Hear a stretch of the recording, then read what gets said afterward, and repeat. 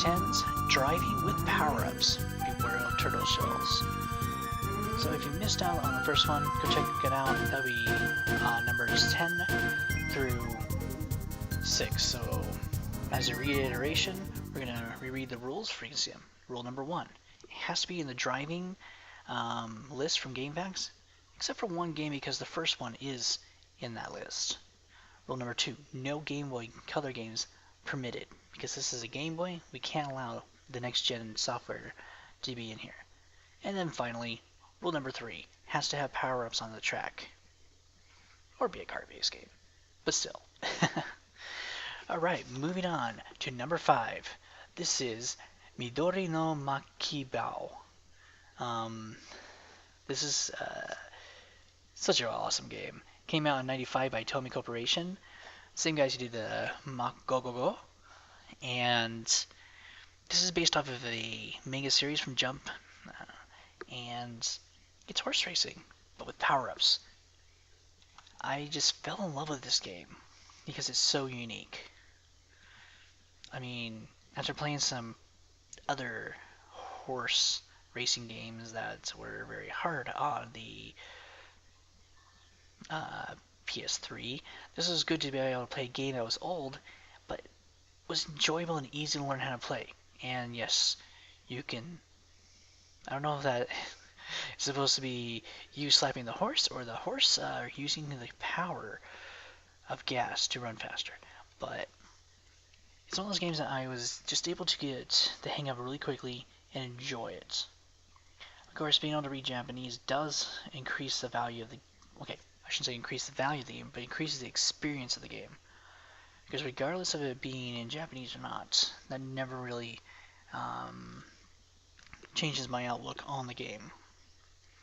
So, I just had a ball, really, with this game. It makes me want to actually go and pick up the manga just to find out what the heck's even going on. But at least you're able to play the game and enjoy the races, regardless if you can read the Japanese or not. And that's what I found to be very entertaining about this game. There's a lot of fun factor in it. I love this guy's art style. It's just so funny. I just found myself laughing a lot. Of course, you got the mouse that has to tell the horse, "Don't worry, you can do it." And I guess that is why this one starts out at number 5.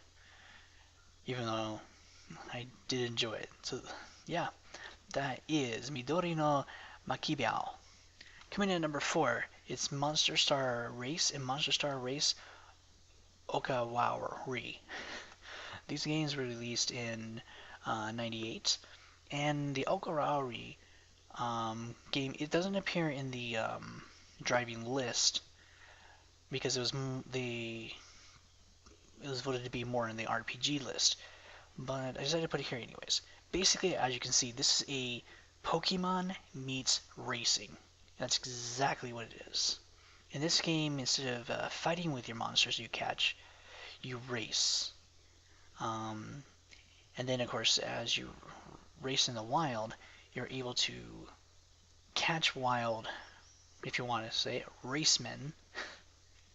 And then you can catch them and use them to race for you. I don't exactly know how many monsters are in this game, unfortunately, because there is no GameFAQs. This is the first game right here, and I was really enjoying this one. This right here is the second one, which actually starts off after you beat the first game, or at least that's what it looks like. The graphics are relatively the exact same. It was released in the same year just as a follow-up game. You do get to start out with having to get the racemen that you need. So it gets you that nice little thing. This is actually a game I just barely imported because of how much fun I was actually having with it, and I really want to get further into the game. So, yeah, if you guys ever want to try out Pokemon plus racing, but being able to collect them, not just play as Pikachu, here's a great one to do that as. I cannot wait to really start into the game and get further into it to see just how much my racemen can actually improve. So yes, this is Raceman Monster Star Race. Monster Star Race Okinawa. Going to number 3, we have Dirty Racing. This game was released in '93 by Jalico Entertainment, and the thing that was really interesting is this map. You have a ton of races to go through and complete the map. The thing that makes this very unique is how you get your power-ups in this game. In this game, as you're riding around the map, you will see some parts of the track actually blinking. When you run into these, that's actually the power-up. It could be anything from a warp, a more nitro, more, health, all kinds of things. And then, of course, you also see that they have them on the track as well. It is one of those games you have to learn how to control because of it's a classic one, left, right, and then got gas and power up. At first, I didn't even realize where the powers were until I happened to run into one, just like, why not? And then all of a sudden, I warped like crazy. This game I found to be a lot of fun, easy to learn how to play, but definitely hard to master, as most racing games in this style are. I'm happy to see that there's a huge amount of races to do, and has a storyline to go with it. That is one of the reasons why it's up here at the top, is because it just has that extra element of fun to it. I was very impressed with just the game. I don't know, I guess touched that special vibe in me that just made me like fall in love with it quickly. And for giving 10 to 30 minutes of gameplay, checking out how the game is, since racing's a little easier to tell, it has that what it needs. So that is Dirty Racing for number 3.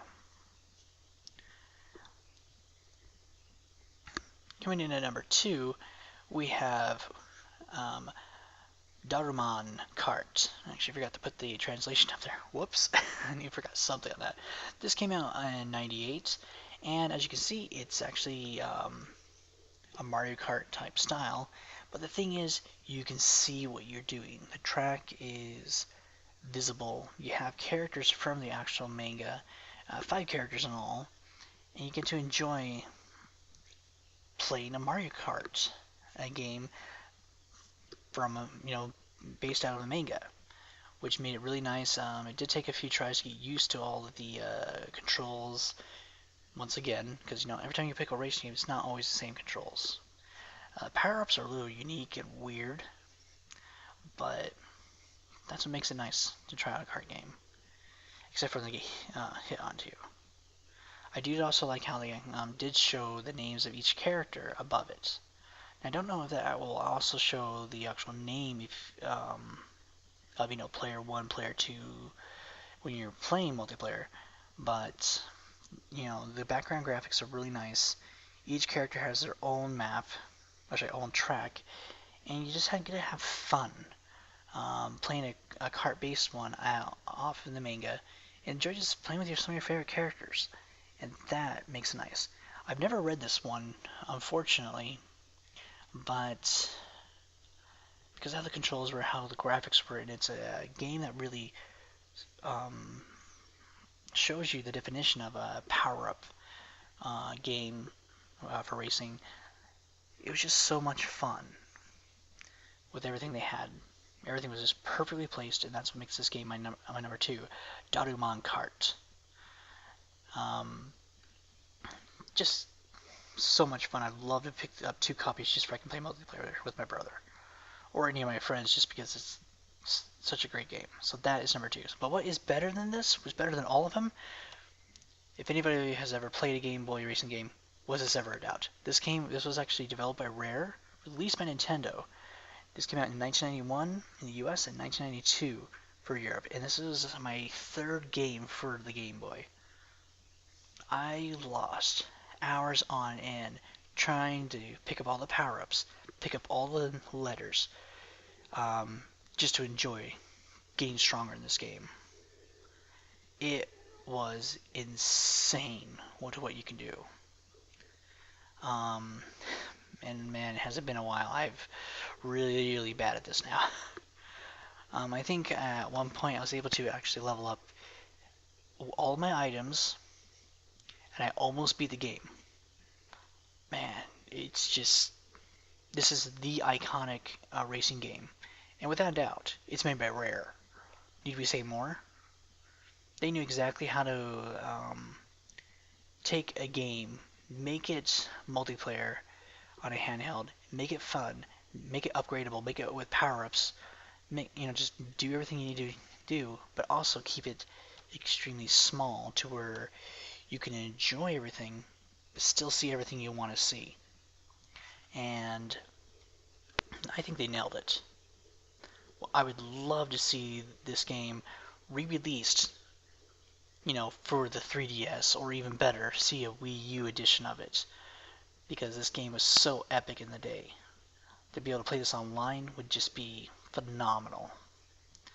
And this truly is, in my opinion, when it comes to driving with power-ups, is the game that you'll only really need to play. Especially if you have the multiplayer device where you can, I believe this one's up to 4 players, and 4 players. End of story. This is the game you'd play with 4 friends and have a ball. So that right there is my top 10 racing with power-up games for the Game Boy. Hope you guys have enjoyed the selection.